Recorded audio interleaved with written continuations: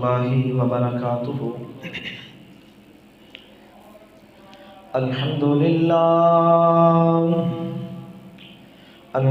لله نحمده ونستعينه ونستغفره ونعوذ بالله من شرور أنفسنا ومن سيئات أعمالنا. من يهده الله فلا مضل له ومن يضلل فلا هادي له.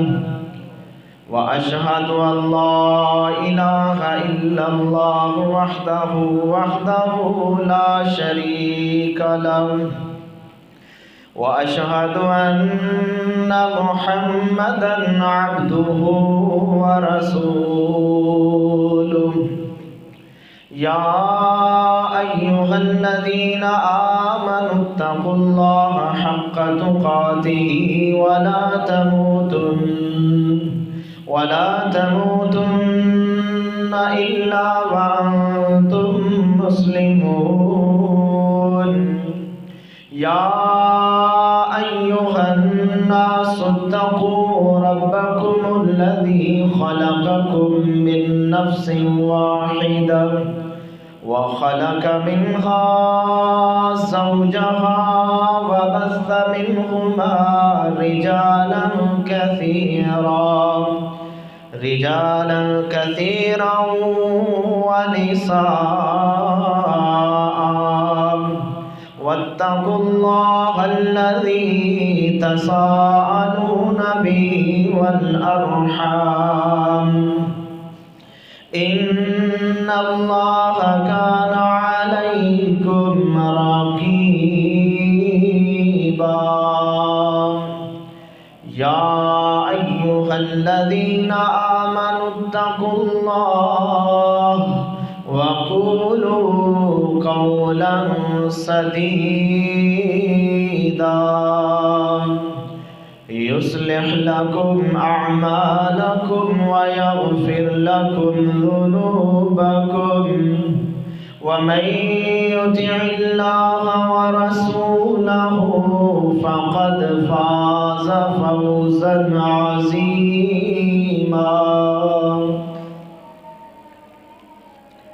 أما بعد فإن خير الحديث كتاب الله وخير الهدي هدي محمد صلى الله عليه وآله وسلم. وشر الأمور محدثاتها وكل محدثة بدعة وكل بدعة ضلالة وكل ضلالة في النار. أعوذ بالله السميع العليم من الشيطان الرجيم من حمزه ونفخه ونفثه. بسم الله الرحمن الرحيم. من عمل صالحا من ذكر أو أنثى وهو مؤمن فلنحيينه حياة طيبة ولنجزينهم أجرهم بأحسن ما كانوا يعملون.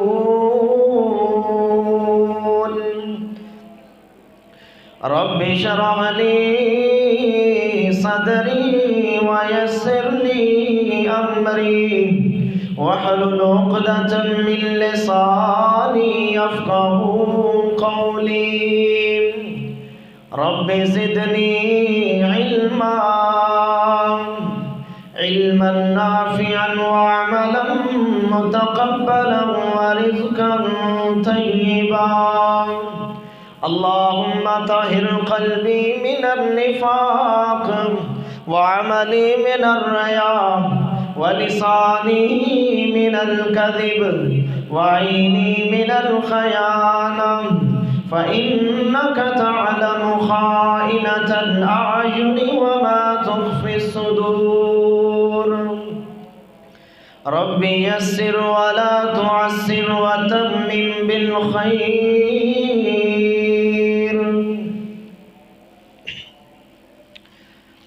ہر قسم کی حمد و ثنا اللہ ملک العلام کی ذات کے لیے ہے، جو اللہ ساری کائنات کا خالق بھی ہے، مالک بھی ہے، داتا بھی ہے، رازق بھی ہے، اور پوری کائنات کا نظام چلا رہا ہے۔ درود و سلام ان گنت لا تعداد بے حد و حساب امامنا فی الدنیا و امامنا فی الآخرہ، میرے اور آپ کے پیر و مرشد سیدنا جناب محمد الرسول اللہ صلی اللہ علیہ وآلہ وسلم کی ذات اقدس پہ۔ نہایت ہی قابل احترام سامعین کرام اور سامعات، اللہ سبحانہ کا بہت بڑا احسان ہے کہ اللہ تعالیٰ نے ہمیں مسجد کے اندر آنے کی توفیق عطا فرمائی ہے۔ میں اللہ سے دعا کرتا ہوں کہ اللہ تعالیٰ ہم سب کا مسجد کے اندر بیٹھنا، سننا، سنانا اللہ اپنی بارگاہ میں قبول فرما کے ہم سب کے لیے ذریعہ نجات بنائے، اور ان کے لیے بھی دعا گو ہوں جو ابھی تک مسجد کے اندر نہیں آئے، اللہ تعالیٰ ان کو بھی نیکی کی توفیق دے، اور اللہ تعالیٰ ان کو بھی مسجد کے اندر آنے کی توفیق عطا فرمائے۔ محترم بھائیوں، عزیز دوستو، دین کے متعلق ہمارے معاشرے کے اندر ایک غلط تصور رائج ہے کہ دین کا دنیا سے کوئی تعلق نہیں۔ لوگ کہتے ہیں کہ اگر دین پر عمل کرنا ہے تو پھر دنیا اچھی نہیں بنے گی، اور اگر دنیا کی زندگی اچھی گزارنی ہے تو پھر دین پہ نہیں چل سکتے۔ یہ بہت غلط تصور ہے۔ اصل میں جب ہم دین کی بات کرتے ہیں تو ذہن میں بات آتی ہے آخرت کی، بھی آخرت بہتر ہو جائے، اس لیے ہم سمجھتے ہیں کہ اگر دین پہ چلیں گے تو شاید دنیا بہتر نہیں ہوگی۔ تو یہ بات سراسر غلط ہے۔ دین پر عمل کرنے سے انسان کی دنیا بھی، جو دنیاوی زندگی ہے وہ بھی اچھی ہوتی ہے، اور اخروی زندگی بھی اچھی ہوتی ہے۔ اور جو ہمارا دین ہے، ہماری شریعت ہے، اور جو ہمارا دین اسلام ہے، یہ صرف ہمیں آخرت کو سنوارنے کے بارے میں بات نہیں کرتا، بلکہ دنیا کو سنوارنے کی بھی بات کرتا ہے۔ ہم دیکھتے ہیں قرآن مجید کی ایک بڑی جامع دعا ہے، ربنا آتنا فی الدنیا حسنۃ وفی الآخرۃ حسنۃ وقنا عذاب النار۔ اتنی جامع دعا ہے، اس دعا کی اہمیت کا اندازہ آپ اس بات سے لگائیں گے کہ محمد الرسول اللہ صلی اللہ علیہ وسلم جب اللہ کے گھر کا طواف کرتے، حجر اسود اور رکن یمانی کے درمیان اللہ کے نبی، اللہ کے پیارے نبی اس دعا کو بہت زیادہ پڑھا کرتے تھے۔ اور حدیث کے اندر بھی آتا ہے، صحیح بخاری کی حدیث ہے 6389 اور صحیح مسلم کی 6840۔ حضرت انس بن مالک روایت کرتے ہیں کہ نبی علیہ الصلوۃ والسلام کی جو اکثر دعا ہوتی تھی وہ یہ ہوتی تھی کہ اللہم ربنا آتنا فی الدنیا حسنہ وفی الآخرۃ حسنہ وقنا عذاب النار، اے اللہ ہماری دنیا بھی اچھی بنا اور ہماری آخرت بھی اچھی بنا، اور ہمیں آگ کے عذاب سے بچا۔ یعنی ہمارا اسلام یہ نہیں کہتا کہ صرف آخرت طلب کرو، صرف آخرت کی بہتری کی دعا کرو، بلکہ اللہ کے نبی سب سے پہلے یہ دعا کرتے کہ اللہ میری دنیا کی زندگی بہتر بنا، میری دنیا کی زندگی درست کر دے، بہتر کر دے، اور میری آخرت کی زندگی بھی بہتر کر دے۔ تو میرے محترم بھائیوں، یہ ہمارا اسلام اور ہمارا دین ہمیں اس بات کا درس دیتا ہے کہ صرف آخرت نہیں، ہماری شریعت صرف آخرت کی بات نہیں کرتی بلکہ دنیا کی زندگی کی بھی بات کرتی ہے۔ ہم دیکھتے ہیں کہ نبی علیہ الصلوۃ والسلام کی بڑی خوبصورت دعا ہے، صحیح مسلم کے اندر یہ دعا موجود ہے، حدیث نمبر ہے 6903۔ حضرت ابو ہریرہ اس حدیث کے راوی ہیں۔ نبی علیہ الصلوۃ والسلام کی بڑی پیاری دعا ہے، اور ہم اس دعا سے سبق سیکھیں گے کہ اللہ کے نبی کی دعاؤں کا کیا موضوع ہوتا تھا، کیا عنوان ہوتا تھا۔ تو نبی علیہ الصلوۃ والسلام فرماتے ہیں اللہم اصلح لی دینی الذی هو عصمت امری، اے اللہ میں محمد تجھ سے دعا کرتا ہوں میرے لیے میرے دین کو درست کر دے، میرے لیے میرے دین کی اصلاح کر دے۔ الذی هو عصمت امری، کیونکہ نجات تو اللہ تعالیٰ نے دین کے اندر رکھی ہے۔ اور آگے نبی علیہ الصلوۃ والسلام فرماتے وَأَصْلِحْ لِي دُنْيَايَ الَّتِي فِيهَا مَعَاشِي، اللہ میرے لیے میری دنیا کو بہتر بنا دے، کیونکہ دنیا کے اندر زندگی گزارنی ہے۔ اللہ کے نبی اپنے لیے دنیا کی بہتر زندگی کی بھی اللہ سے دعا کرتے تھے۔ اور آگے نبی علیہ الصلوۃ والسلام فرماتے ہیں وَأَصْلِحْ لِي آخِرَتِي الَّتِي فِيهَا مَعَادِي، اللہ میری آخرت کو بھی بہتر بنا، کیونکہ لوٹ کر تو ادھر ہی جانا ہے، آخری ٹھکانہ تو آخرت ہے۔ اور یہیں بس نہیں، نبی علیہ الصلوۃ والسلام آگے فرمایا کرتے تھے وَجَعَلِ الْحَيَاةَ زِيَادَةً لِّي فِي كُلِّ خَيْرٍ، اے میرا اللہ، اے میرے اللہ، میری زندگی کا ایک ایک پل، ایک ایک لمحہ، ایک ایک سیکنڈ اے اللہ گزرے تو خیر کے اندر گزرے، میں نیکی کر رہا ہوں، میری زندگی کا ہر پل اللہ میری نامہ اعمال میں نیکیوں کا اضافے کا سبب بنے، میری نیکیاں بڑھتی جائیں۔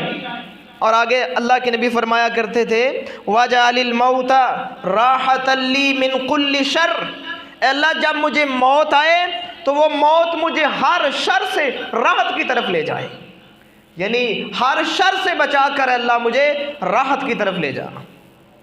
تو محترم بھائیوں، یہ دعائیں ہمیں سکھا رہی ہیں کہ ہمارا دین صرف آخرت کی بات نہیں کرتا، آخرت کو سنوارنے کی بات نہیں کرتا، بلکہ ہمارا دین دنیا کو سنوارنے کی بھی بات کرتا ہے۔ یہ میرے محترم بھائیوں شیطان نے پروپوگنڈا ڈال دیا کہ نہیں، اگر دین پہ عمل کرو گے دنیا اچھی نہیں بنے گی، پھر تمہیں دنیا نہیں ملے گی، اگر تم دنیا کی زندگی چاہتے ہو تو پھر دین کو چھوڑ دو۔ یہ غلط تصور ہے۔ تو انشاءاللہ آج کے خطبہ جمعۃ المبارک کے اندر کچھ ایسی باتیں کروں گا، کچھ ایسے اصول آپ کے سامنے رکھوں گا جن کی بنا پر اللہ دنیا کی زندگی بھی بہتر کرے گا، آخرت کی تو بہتر ہوگی انشاءاللہ۔ اللہ کے ان اصولوں کے اوپر عمل کر کے انشاءاللہ ہماری آخرت بھی بہتر ہو جائے گی، اور اللہ نے وعدے کیے ہوئے ہیں، اللہ کے وعدے انشاءاللہ میں آپ کے سامنے رکھوں گا۔ خوشگوار زندگی، خوشحال زندگی گزارنے کے کچھ اصول میں آپ کے سامنے رکھنا چاہتا ہوں۔ سورہ نحل کی آیت نمبر 97 ہے جو میں نے خطبہ مسنونہ کے اندر پڑھی ہے۔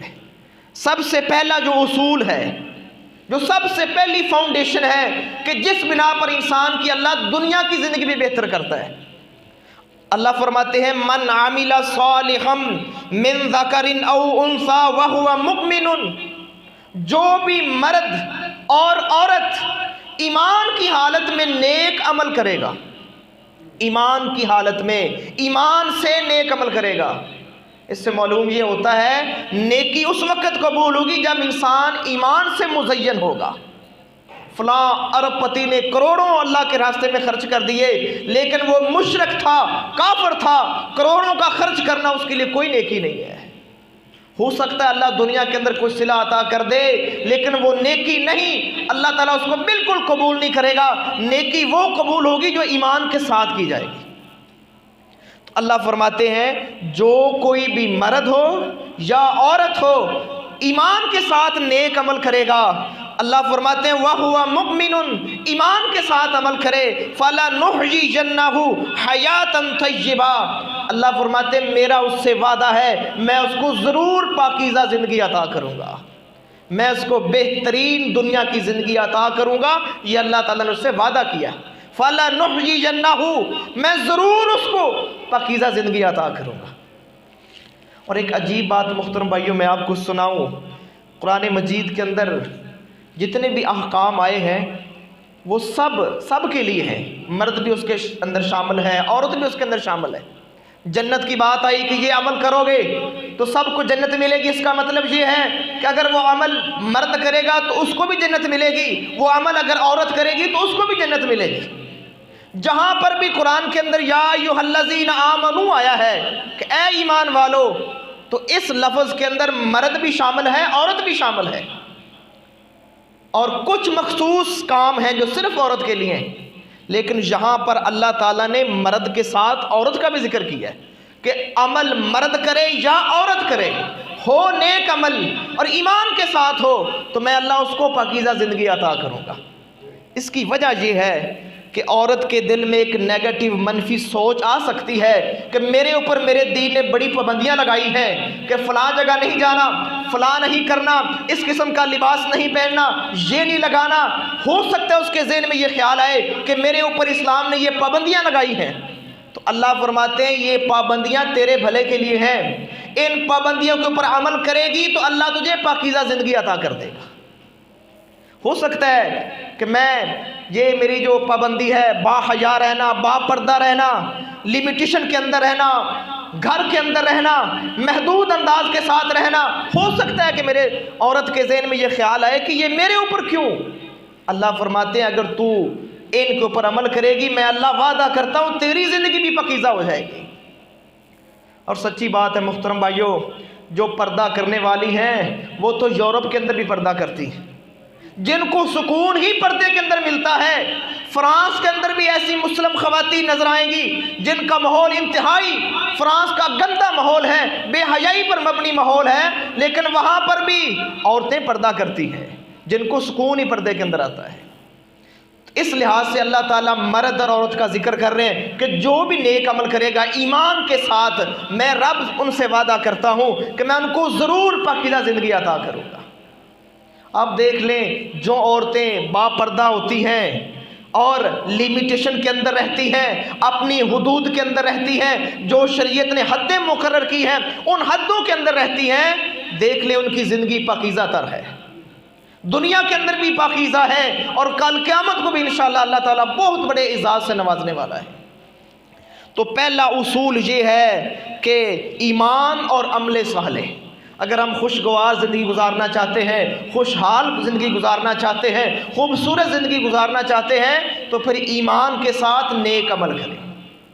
میرے محترم بھائیو، یہ نہ ہو کہ اپنی مرضی کا دین اپنا لیں، جب دل کرے تو دین پہ عمل کر لیں، جو دل کو بھا گیا وہ اپنا لیا، جو دل کو نہ بھایا، اچھا نہ لگا اس کو چھوڑ دیا، دین کی دھجیاں اڑا دی، یہ کام نہیں کرنا۔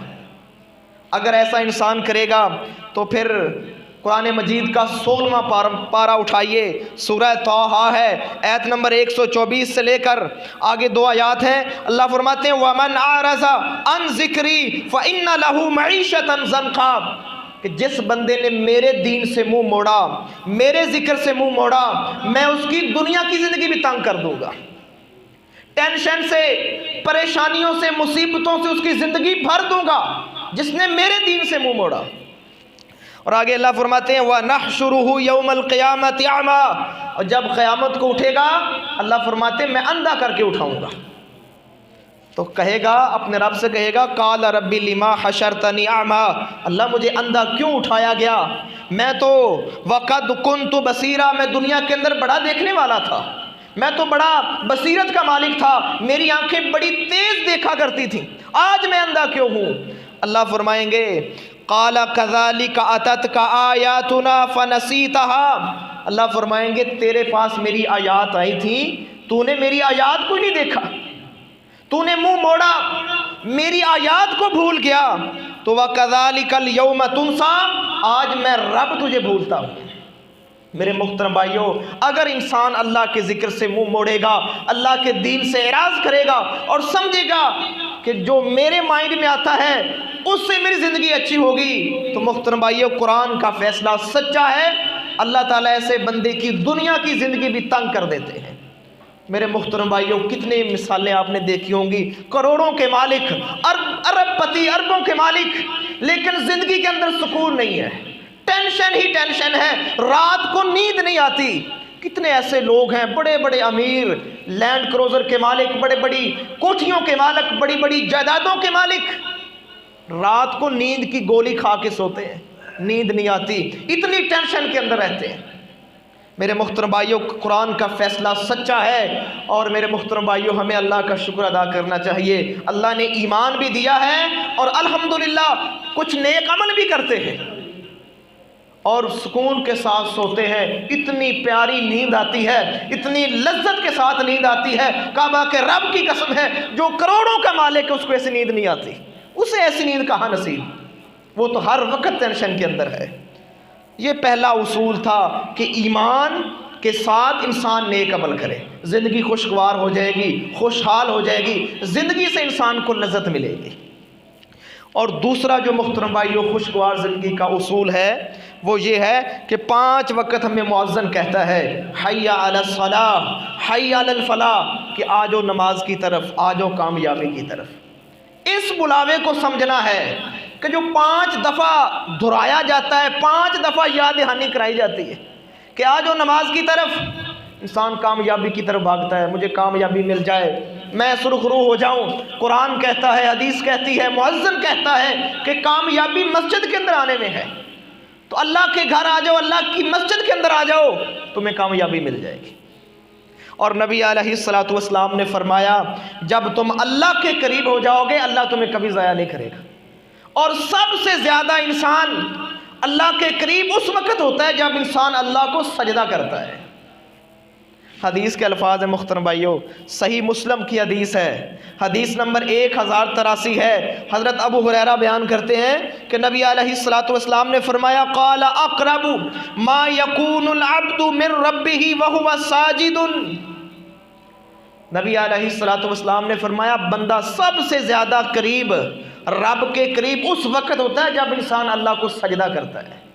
تو میرے محترم بھائیوں آجو اللہ کی طرف، مسجد کے اندر آؤ، اپنے رب کو سجدے کرو۔ سب سے زیادہ قرب سجدے کی حالت میں ہے، ایسے ہی سمجھ لیجئے جیسے آپ نے اللہ کے قدموں کے اندر اپنا سر رکھ دیا ہے۔ میرے محترم بھائیوں، اور حدیث کے الفاظ ہیں فَأَكْثِرُ الدُّعَاء، اللہ کے نبی سب سے زیادہ کثرت کے ساتھ سجدے کی حالت میں اللہ سے دعائیں کرتے۔ ہمارے سجدے محترم بھائیوں کیسے ہیں؟ ہم تو زمین پہ سر رکھتے ہیں فوراً اٹھا لیتے ہیں۔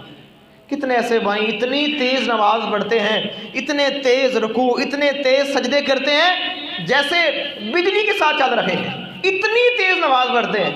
اور میرے محترم بھائیوں اتنا لمبا سجدہ کریں، آپ یہ سمجھیں کہ میں سجدے کی حالت میں اپنے رب کے قریب جا چکا ہوں، سب سے زیادہ اب میں اللہ کے قریب ہوں، اللہ میری دعا بھی سنے گا، میری مشکل بھی سنے گا، کیوں نہ میں اس کیفیت کو ذہن میں رکھ کے اللہ کو سجدہ کروں کہ میں اللہ کا قرب پا چکا ہوں۔ میرے محترم بھائیوں اس سے ایک بڑی بات ہے کہ انسان کو اللہ کا قرب مل جائے، اللہ کے انسان قریب ہو جائے، سب سے بڑی بات یہ ہے۔ لیکن میرے محترم بھائیوں کتنے بھائی ایسے ہیں جو نماز فارمیلٹی کے طور پہ ادا کرتے ہیں۔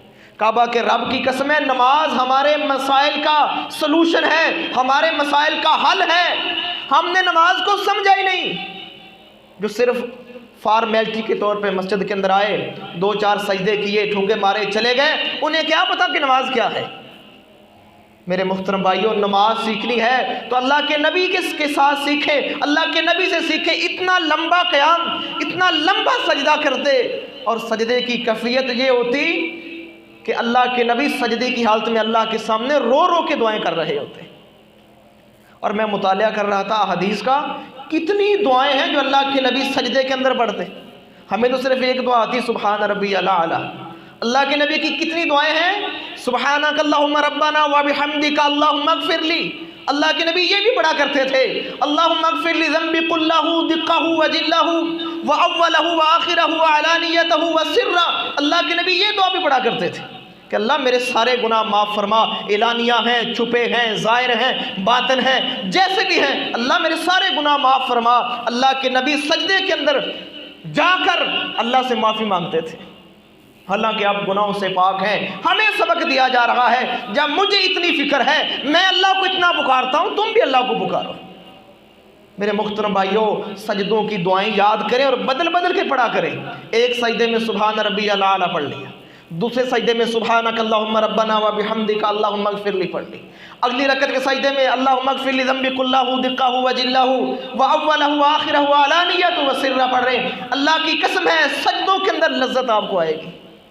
کبھی ان دعاؤں کے جو مطلب ہیں, میننگ ہیں, وہ آپ کو آ جائیں, آپ کو سکون ملے سجدے کی حالت میں. تو میرے محترم بھائیوں اگر ہم چاہتے ہیں کہ ہماری زندگی خوشگوار ہو جائے, پریشانیوں سے, ٹینشنوں سے, مایوسیوں سے نکل جائیں, تو پھر اللہ کو سجدے کریں, پھر اللہ کے گھر آئیں, اللہ کے سامنے جھکیں. انشاءاللہ اللہ آپ کو ہر ٹینشن سے دور کر دے گا.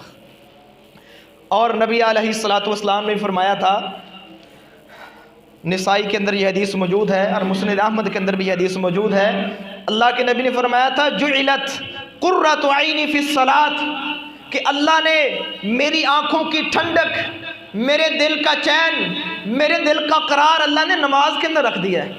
یہ نبی علیہ الصلوۃ والسلام کہہ رہے ہیں کہ میرے دل کا سکون نماز کے اندر ہے. تو میرے محترم بھائیوں مجھے اللہ کی عزت کی قسم ہے, اگر ہم بھی نماز پڑھیں گے, صحیح سجدہ کریں گے, ہوش حواس کے ساتھ نماز پڑھیں گے, انشاءاللہ ہمیں بھی سکون ملے گا, ہماری بھی آنکھیں ٹھنڈی ہوں گی. انشاءاللہ ہر حالات میں ہم سروائیو کریں گے جب اللہ کے در میں جھکیں گے. اللہ سے دعا ہے اللہ ہمیں جھکنے کی توفیق عطا فرمائے. اور میرے محترم بھائیوں تیسرا جو اصول ہے خوشگوار زندگی کا, جو تیسرا طریقہ ہے وہ یہ ہے کہ اپنے دل کے اندر تقوی پیدا کریں. اور تقوی کا سیدھا سادہ مفہوم یہ ہے کہ ایسا ڈر اپنے دل کے اندر پیدا کریں کہ وہ ڈر ہمیں حرام کاموں سے بچا لے. جب ایسا ڈر انسان کے دل کے اندر, ایسا تقوی انسان کو مل جاتا ہے, اللہ پھر اپنی رحمتوں کے دروازے کھولتا ہے. اللہ تعالیٰ یہ نہیں کہتے کہ میں صرف تمہیں روزی دوں گا جب تم ڈرو گے, بلکہ اللہ نے یہ فرمایا ہے, سورہ اعراف ہے آیت نمبر 96 ہے, اللہ فرماتے ہیں وَلَوْ أَنَّ أَهْلَ الْقُرَىٰ آمَنُوا وَاتَّقَوْا لَفَتَحْنَا عَلَيْهِمْ بَرَكَاتٍ مِّنَ السَّمَاءِ وَالْأَرْضِ. اللہ فرماتے ہیں میرے بندو جب تم ایمان لاؤ گے, تقوی اختیار کرو گے, میرے اپنے دل میں میرا ڈر پیدا کرو گے, تو پھر میں کیا کروں گا, زمین و آسمانوں کی ساری برکتیں کھول دوں گا. میرے محترم بھائی یہ قرآن ہے. اصل بات یہ ہے محترم بھائیو, آج ہماری ناکامی کی اور پوری امت مسلمہ کی ناکامی کی وجہ یہ ہے, اتنے مسلمان ملک ہیں, تقریباً 60 کے قریب مسلمان ملک ہیں اور کافروں کی غلامی کر رہے ہیں. اصل وجہ یہ ہے کہ نہ ہی وہ ایمانی لذت انہیں ملی ہے اور نہ ہی ان کے دلوں کے اندر تقوی ہے. یہ ہر بندے کا بھی مسئلہ ہے اور پوری امت کا بھی یہ مسئلہ ہے. تو میرے محترم بھائیو جب اللہ کا ڈر اپنے دل کے اندر پیدا کر لیں گے, اللہ کا ڈر کیسے پیدا ہوگا؟ سوال پیدا ہوتا ہے اللہ کا ڈر کیسے پیدا ہوگا؟ میرے محترم بھائیو اللہ کی ذات کو پہچانیں, اللہ کی طاقتوں کو پہچانیں, اللہ تعالیٰ کے عذاب کے بارے میں پڑھیں, اللہ تعالیٰ کے احکام کے بارے میں پڑھیں, اللہ تعالیٰ کی گرفت کے بارے میں پڑھیں, اور جو قومیں پہلی گزری ہیں ان کے اوپر جب اللہ کے عذاب کا کوڑا برسا ہے ان کی حالات پڑھیں, واقعات پڑھیں, اسباب پڑھیں, انشاءاللہ اللہ کا ڈر, اللہ کا تقوی پیدا ہو جائے گا. اور یہی بس نہیں بلکہ ہر مشکل سے انسان نکل جائے گا. سورہ الطلاق ہے آیت نمبر 2 اور 3 ہے, اللہ فرماتے ہیں وَمَن يَتَّقِ اللَّهَ يَجْعَلْ لَهُ مَخْرَجًا, کہ جو بندہ بھی تقوی اختیار کرے گا اللہ اس کے لیے ہر مشکل کو آسان کر دے گا, خوشگوار زندگی ہو جائے گی, ہر ٹینشن سے نکل جائے گا, ہر مصیبت سے نکل جائے گا جو بندہ بھی تقوی اختیار کرتا ہے. اور آگے اللہ فرماتے ہیں جو سب سے بڑی ٹینشن انسان کو ہوتی ہے کہ پتہ نہیں رزق کہاں سے ملے گا, روزی کہاں سے ملے گی, میرا کیا بنے گا, میرے بچوں کو کیا بنے گا, اللہ فرماتے ہیں وَيَرْزُقْهُ مِنْ حَيْثُ لَا يَحْتَسِبْ, ایسی جگہ سے رزق دوں گا کہ تمہارے وہم و گمان کے اندر نہیں ہوگا, تمہاری سوچ کے اندر نہیں ہوگا کہ یہ رزق کہاں سے آ رہا ہے. میرے محترم بھائیوں یہ کلیہ آزما کے تو دیکھیں, کبھی اپنے رب کی باتوں پر اعتبار کر کے تو دیکھیں, کبھی ان کو اپنی زندگی کے اوپر لاگو کر کے دیکھیں. اللہ کی عزت کی قسم ہے کائنات کے اندر سب سے سچی بات ہے تو قرآن کی سچی بات ہے. وَمَنْ أَصْدَقُ مِنَ اللَّهِ قِيلًا وَمَنْ أَصْدَقُ مِنَ اللَّهِ حَدِيثًا, سب سے سچی بات میرے رب کی بات ہے. اللہ وعدے کر رہا ہے. اور کبھی آپ کو عربی گرامر آتی ہو نا, تو اللہ کی قسم ہے آپ تھر تھر کانپنے لگیں کہ اللہ اتنی تسلی دیتا ہے. جیسے میں نے پیچھے آیت پڑھی ہے فَلَنُحْيِيَنَّهُ, اس کے اندر نون کے اوپر شد ہے اور شد جب آتی نون کے اوپر تو بات کے اندر وزن ہوتا ہے، تاکید ہوتی ہے، یعنی اللہ تعالیٰ کہہ رہے ہیں کہ میں ضرور ضرور تمہیں پاکیزہ زندگی عطا کروں۔ اگر اللہ اتنی بات کہہ دیتا کہ تم نیک عمل کرو گے ایمان کے ساتھ، میں تمہاری زندگی پاکیزہ کر دوں گا، یہ بات بھی بہت سچی تھی، اس کے اندر کوئی شک نہیں تھا، لیکن اللہ نے پھر بھی تاکید کے ساتھ کہا ہے، فا بھی تاکید کا اور نون بھی تاکید کا، کہ میں ضرور تمہیں بہترین زندگی دوں گا۔ میرے محترم بھائیوں، اصل بات ہمارے ایمان اور یقین کی ہے کہ ہم ان کو لیتے نہیں ہیں، ان کو اپناتے نہیں ہیں۔ ہم کہتے ہیں یہ بس فارمیلٹی کی باتیں ہیں، مولوی کی ذمہ داری ہے، وہ سنا کے چلا جاتا ہے، ہم سن لیتے ہیں بس۔ نہیں میرے محترم بھائیوں، اپنی زندگی کے اوپر لاگو کر کے دیکھیں، انشاءاللہ وہ جو منہ مرجایا ہوا تھا نا، ٹینشن سے بھرا ہوا، منہ کے اوپر مایوسی کے پریشانی کے آثار ہیں، کعبہ کی رب کی قسم ہے ان اصولوں کو اپنا کے دیکھیں، انشاءاللہ چہرے کے اوپر خوشی بھی آئے گی، اللہ زندگی سے ہر ٹینشن نکال دے گا۔ میرے محترم بھائیوں، اپنانے کی ضرورت ہے۔ اور آگے اللہ فرماتے ہیں وَمَن يَتَوَكَّلْ عَلَى اللَّهِ فَهُوَ حَسْبُهُ، جو اللہ کے اوپر توکل کر لیتا ہے اللہ اس کے لیے کافی ہو جاتا ہے، پھر سارے راستے آسان ہو جاتے ہیں۔ اور محترم بھائیوں، چوتھا جو اصول ہے کہ زندگی خوشگوار ہو جائے، اچھی گزر جائے، خوشحال زندگی گزر جائے، چوتھا اصول یہ ہے کہ انسان ہے، گناہ کا پتلا ہے، گناہ ہو جاتے ہیں، خطائیں ہو جاتی ہیں، تو میرے محترم بھائیوں ان گناہوں کے دھبوں کو توبہ سے مٹائیں، استغفار کریں، توبہ سے مٹائیں۔ اور جو بندہ توبہ کرتا ہے، استغفار کرتا ہے، اللہ اس کی زندگی بھی خوشحال کر دیتا ہے۔ قرآن کیا کہتا ہے وَمَا كَانَ اللَّهُ مُعَذِّبَهُمْ وَهُمْ يَسْتَغْفِرُونَ، کہ جو استغفار کرتے ہیں اللہ انہیں عذاب نہیں دیتا، اللہ ان کو پکڑتا نہیں، ان کے اوپر اللہ کی گرفت نہیں آتی جو بندے استغفار کرتے ہیں۔ اور یہی بس نہیں، آپ 29واں پارہ کھول لیں، سورہ نوح ہے، نوح علیہ السلام کا واقعہ اللہ نے بیان کیا، اپنی قوم سے مخاطب ہیں، قوم کو سمجھا رہے ہیں، اللہ نے قرآن بنا دیا، ہمارے لیے بھیج دیا کہ اللہ کے نبی کی نوح کی ان باتوں کو اپنائیں، پہچانیں، ان کے اوپر عمل کریں۔ کیا قوم کو کہہ رہے ہیں فَقُلْتُ اسْتَغْفِرُوا رَبَّكُمْ إِنَّهُ كَانَ غَفَّارًا، کہ میری قوم اپنے رب سے استغفار کرو، اپنے رب سے معافی مانگو، پھر تمہیں کیا ملے گا یُرْسِلِ السَّمَاءَ عَلَيْكُمْ مِدْرَارًا، اللہ آسمان سے رحمت کی بارش نازل کرے گا، تمہارے قحط دور ہو جائیں گے، تمہاری زمینیں سرسبز و شاداب ہو جائیں گی، تمہاری زمینوں کے اندر زندگی آ جائے گی، حیات آ جائے گی، تم اللہ کے سامنے استغفار کرو۔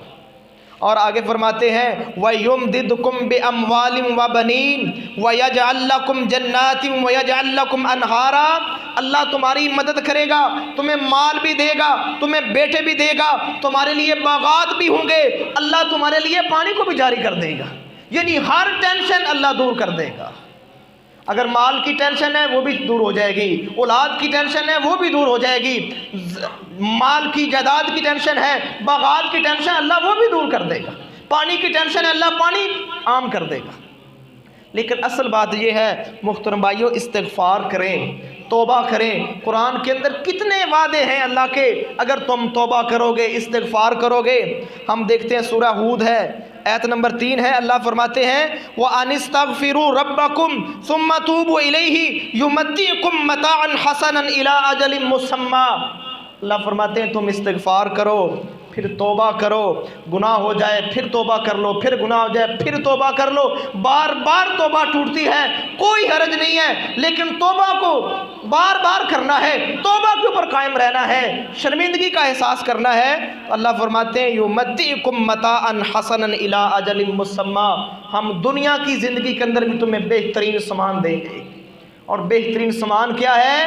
دنیا کی آسائشیں ہیں، دنیا کی دولت ہے، دنیا کا مال ہے، دنیا کا سٹیٹس ہے، اللہ فرماتے ہیں ہم سب عطا کریں گے۔ میرے محترم بھائیوں، ان اصولوں کے اوپر زندگی گزاریں، انشاءاللہ ہر طرح سے خوشی آپ کو ملے گی اور زندگی خوشحال ہو جائے گی۔ اور اس سے آگے جو 5واں اصول ہے محترم بھائیوں، وہ یہ ہے ہم اپنے اللہ سے دعائیں کریں، اللہ سے دعائیں کریں، کیونکہ خوشحالی کے جتنے خزانے ہیں ان سارے خزانوں کی کنجیاں میرے اللہ کے پاس ہیں، اللہ کے پاس ہیں، اللہ کو پکاریں، اللہ کے سامنے رکھیں۔ اور میرے اللہ کی شان ہے جب انسان اللہ کے سامنے ہاتھ اٹھاتا ہے میرا اللہ کبھی اس کو خالی نہیں اٹھاتا۔ صحیح حدیث ہے، ابن ماجہ اور ترمذی کے اندر حدیث ہے، نبی علیہ الصلوۃ والسلام نے فرمایا ان اللہ حی کریم یستحیی اذا رفع رجل یدیہ ان یردہما صفرا خاتمین۔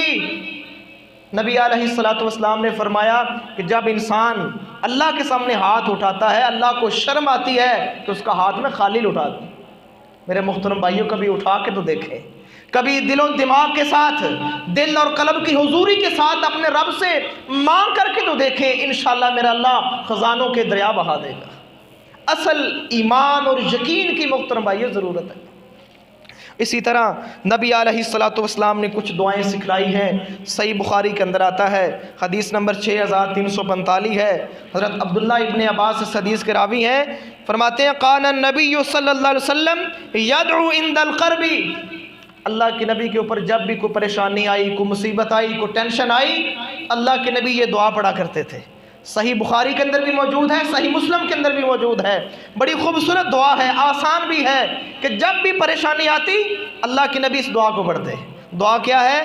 آپ فرماتے لا الہ الا اللہ العظیم الحلیم، لا الہ الا اللہ رب السماوات والارض ورب العرش العظیم۔ اللہ کی وحدانیت کا اعلان کرتے، اللہ کے الہ ہونے کا اعلان کرتے، یہ دعا بار بار پڑھتے، اللہ پریشانی دور کر دیتا۔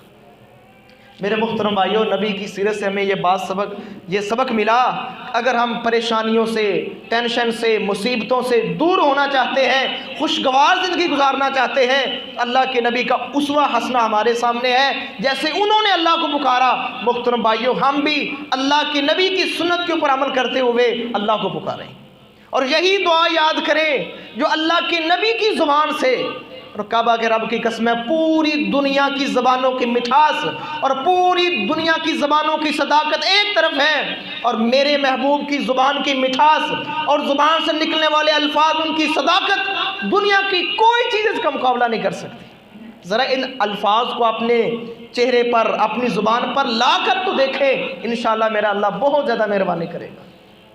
تو نبی علیہ الصلوۃ والسلام کے اوپر جب بھی پریشانی آتی فوراً اللہ کے حضور دعا کرتے، تو ہم بھی دعا کریں، کیونکہ دعا کرنے سے اللہ راضی بھی ہوتے ہیں اور انشاءاللہ حالات اللہ بہتر کر دیتے ہیں۔ اسی طرح کچھ دعاؤں کی قبولیت کے اوقات ہیں، ان کو تلاش کیا کریں۔ جمعے والے دن ایک ایسی گھڑی ہے جب اللہ دعا رد نہیں کرتے، کوئی ایسا وقت ہے تو پورا دن ہی اللہ سے دعا کرتے رہیں، استغفار ہی کرتے رہیں کہ اللہ مجھے معاف کر دے۔ اللہ کرے وہ گھڑی ہمیں مل جائے اور ہمارا اس کے اندر استغفار ہو تو کعبہ کے رب کی قسم اللہ کے نبی نے فرمایا اللہ دعا رد نہیں کرتا۔ اگر اللہ نے ہمیں معاف کر دیا تو محترم بھائی اور ہمیں کیا چاہیے؟ تو جو قبولیت کے اوقات ہیں ان کو تلاش کریں۔ اسی طرح رات کے آخری پہر کے اندر بہت زیادہ دعا قبول ہوتی ہے، صحیح حدیث ہے، صحیح بخاری کے اندر بھی ہے اور صحیح مسلم کے اندر بھی ہے، اور صحیح بخاری کی حدیث نمبر 6321 ہے۔ نبی علیہ الصلوۃ والسلام فرماتے ہیں کہ آپ کا رب یتنزل ربنا تبارک و تعالی کل لیلۃ الی السماء الدنیا حین یبقى ثلث اللیل۔ اللہ کے نبی فرماتے ہیں آپ کا رب رات کے ہر آخری پہر آسمان دنیا پہ نزول فرماتا ہے۔ آپ کا رب آپ کے لیے، آپ سے اتنی محبت کرتا ہے، اتنی رحمت آپ کے اوپر نشاور کرتا ہے، آپ کے لیے آسمان دنیا پہ اللہ تعالیٰ نزول فرماتے ہیں، اور اللہ خود فرماتے ہیں من یدعونی فاستجیب لہ، کون ہے جو مجھ سے دعا کرے میں اس کی دعا قبول کروں۔ کتنا اہم وقت ہوتا ہے محترم بھائی، ہم 100 کی گزار لیتے ہیں، ہمیں پتہ ہی نہیں ہوتا، اللہ آپ کا آوازیں لگا رہا ہوتا ہے کہ کوئی ہے جو دعا کرے میں اس کی دعا قبول کروں۔ من یسألنی فأعطیہ، کوئی ہے جو مجھ سے سوال کرے میں اس کو عطا کروں۔ اور فرمایا من یستغفرنی فاغفر لہ، کوئی ہے جو مجھ سے معافی مانگے میں اس کو معاف کر دوں۔ میرے محترم بھائیو صحیح حدیث ہے، اللہ کی نبی کی زبان سے یہ باتیں نکلی ہوئی ہیں کہ آپ کا اللہ خود آپ کو پکارتا ہے، کوئی ہے، لیکن ہم سارے سو رہے ہوتے ہیں اور پھر صبح اٹھتے ہیں تو پھر گلے کرتے ہیں، مجھے فلاں ٹینشن ہے، مجھے فلاں پریشانی ہے، مجھے فلاں مسئلہ ہے، مجھے فلاں پرابلم ہے، پھر ساری پرابلم لے کر لوگوں کے سامنے بیٹھ جاتے ہیں اور میرے محترم بھائیوں سارے مسائل ساری ٹینشنیں اپنے رب کے سامنے لے کے بیٹھے، کعبہ کے رب کی قسم ہے نیت کے خلوص کے ساتھ حرام کی روزی سے بچتے ہوئے اللہ کے سامنے بیٹھے، میرا اللہ انشاءاللہ قبول کرنے میں دیر نہیں کرے گا۔ ہمارے مانگنے میں دیر ہو سکتی ہے محترم بھائیوں، اللہ کے دینے میں دیر نہیں ہے۔ اللہ تعالی ہمیں ایسا ایمان نصیب فرمائے۔ اور آخری بات کر کے بات ختم کرتا ہوں، جو چھٹا اصول ہے محترم بھائیوں وہ یہ ہے کہ اللہ کا ذکر کریں۔ کوئی ٹینشن ہے، کوئی پریشانی ہے، کوئی مایوسی ہے تو اللہ کا ذکر کریں۔ ذکر ایک ایسی چیز ہے جس میں اللہ نے سکون رکھا ہے، اللہ کا قرآن اس کے اوپر شاہد ہے۔ اللہ فرماتے ہیں الا بذکر اللہ تطمئن القلوب، کہ یہ بات کان لگا کے سن لو، اس بات کو اچھی طرح سن لو کہ جو دلوں کا اطمینان ہے وہ اللہ کے ذکر کے اندر ہے۔ تو اللہ کا ذکر کریں، انشاءاللہ زندگی خوشگوار ہو جائے گی، خوشحال ہو جائے گی، مایوسیاں ختم ہو جائیں گی۔ لیکن میرے محترم بھائیوں بڑے افسوس کا لمحہ ہے اور بہت بڑا المیہ ہے، آج میرے نوجوان کو سکون ملتا ہے تو میوزک کے اندر ملتا ہے۔ جب بھی اسے سکون کی ضرورت ہوتی ہے وہ اپنا موبائل کھولتا ہے، گانا سنتا ہے، کوئی فلم دیکھتا ہے، کوئی میوزک دیکھتا ہے، کوئی کہانی سنتا ہے، اپنا اینڈرائیڈ کھولتا ہے، وہ کہتا ہے شاید اس کے اندر سکون ہے۔ اور دیکھنے میں اور سرچ کے اندر آیا ہے کہ آج پاکستان کے اندر جو سب سے زیادہ انسان یا نوجوان چیز استعمال کرتا ہے، جس کو سب سے زیادہ اپنے سامنے کھولتا ہے، وہ اس کا موبائل ہے۔ ایک اوس درجے کا جو نوجوان ہے وہ 140 مرتبہ اپنا موبائل کھولتا ہے، بار بار نکالتا ہے اس کو اپنی جیب سے۔ میرے محترم بھائیوں سفر کر رہا ہے تو اس کو سکون کی ضرورت ہے، وہ گانا لگا لیتا ہے۔ میرے محترم بھائیوں ان کے اندر سکون نہیں ہے۔ اگر گانوں کے اندر سکون ہوتا، میوزک کے اندر سکون ہوتا، اتنے بڑے بڑے اداکار اور بڑے بڑے فلمی اسٹار خودکشیاں نہ کرتے۔ کتنے ایسے ہیں جنہوں نے سوسائڈ کیا، خودکشیاں کی، ان کی زندگیاں ان میں گزر گئیں، لیکن ہے کہیں کمی ہے، اس وجہ سے وہ خودکشیاں کرتے ہیں۔ کتنے خودکشیاں کر رہے ہیں۔ میرے محترم بھائیوں اس کے اندر سکون نہیں ہے۔ اللہ نے سکون رکھا ہے اپنے ذکر کے اندر، تو اللہ کا ذکر کریں۔ نبی علیہ الصلوۃ والسلام کی عادت مبارک تھی۔ محترم بھائیوں حدیث کا مطالعہ کریں، سینکڑوں اذکار ملیں گے اللہ کے نبی کی زندگی سے، سینکڑوں اذکار، بلکہ میں ہزاروں کہوں گا، اتنے زیادہ اذکار کہ اللہ کے نبی اٹھتے تو ذکر کرتے، سونے سے پہلے کتنے ذکر کرتے، قرآن کی کچھ آیات پڑھتے، کچھ دعائیں پڑھتے، سبحان اللہ، الحمدللہ، اللہ اکبر۔ مجھے حدیث یاد آ رہی، نبی علیہ الصلوۃ والسلام نے فرمایا، صحیح حدیث ہے کہ سبحان اللہ کہنا، الحمدللہ کہنا، لا الہ الا اللہ واللہ اکبر کہنا۔ اللہ کے نبی فرماتے ہیں دنیا کے اوپر جس چیز پر بھی سورج طلوع ہوتا ہے مجھے ہر چیز سے بہترین یہ ذکر لگتا ہے سبحان اللہ کہنا، الحمدللہ کہنا، اللہ اکبر کہنا، لا الہ الا اللہ کہنا۔ اب دیکھیں سورج تو ہر چیز پہ طلوع ہوتا ہے، بلڈنگوں کے اوپر بھی طلوع ہو رہا ہے، سونے کے اوپر بھی طلوع ہو رہا ہے، ہر چیز پوری دنیا کے اوپر طلوع ہو رہا ہے۔ اللہ کے نبی فرماتے ہیں ہر چیز سے زیادہ مجھے محبوب ہے تو یہ سبحان اللہ کہنا ہے، الحمدللہ کہنا ہے، اس میں اللہ کی تعریف ہے۔ تو محترم بھائیوں اللہ کا ذکر کریں، اٹھتے بیٹھتے لیٹے جیسی بھی کیفیت ہو اللہ کا ذکر کریں گے، انشاءاللہ دلوں کو اطمینان ملے گا، سکون ملے گا۔ اور یاد رکھیے گناہ کے اندر کوئی لذت نہیں ہے، کوئی سکون نہیں ہے۔ گناہ کرتے وقت انسان محسوس کرتا ہے کہ شاید مجھے سکون آ رہا ہے، لیکن جب گناہ کی حالت سے نکلتا ہے تو فوراً ایسی بے سکونی کے اندر جاتا ہے، ایسی بے قراری کے اندر جاتا ہے کہ اس کی حد نہیں رہتی۔ ایک بندہ شراب بھی پیتا ہے، شراب کی حالت میں تو بڑی مستیاں کر رہا ہے، لیکن جب شراب کا نشہ اترتا ہے پھر اسے پتہ چلتا ہے پورے محلے کے اندر، پورے گاؤں کے اندر میرا ڈنکا بج گیا ہے، اور میں نے نہ ماں کو چھوڑا گالی دینے میں اور نہ بہن کو چھوڑا، میں ہر ایک کو بک رہا تھا۔ پھر منہ لٹکا کے بیٹھ جاتا ہے کہ میں کیا کر بیٹھا، اور پھر گناہ ایک الگ جو نامہ اعمال میں لکھا جا رہا ہے۔ نبی علیہ الصلوۃ والسلام نے فرمایا جو دنیا کے اندر شراب پیے گا، ایک تو یہ ہے کہ اس کی 40 دن نماز ہی قبول نہیں ہوتی، شرابی بندے کی 40 دن نماز قبول نہیں ہوتی محترم بھائیوں، صحیح حدیث ہے، اور دوسری اس بندے کو اللہ جنتی شراب بھی عطا نہیں کرے گا۔ تو میرے محترم بھائیوں ان گناہوں سے بچیں، اللہ کے ذکر کی طرف آئیں، انشاءاللہ زندگی خوشگوار ہو جائے گی، اللہ خوشحال زندگی دے دے گا، ڈپریشن، مایوسیاں، پریشانیوں سے اللہ انشاءاللہ نجات دے دے گا۔ اللہ سے دعا ہے اللہ عمل کی توفیق عطا فرمائے، اللہ تعالیٰ ان اصولوں کو اپنانے کی توفیق عطا فرمائے۔ اللہ سے دعا ہے اللہ کمی کوتاہی معاف فرمائے۔ وما توفیقی الا باللہ علیہ توکلت و الیہ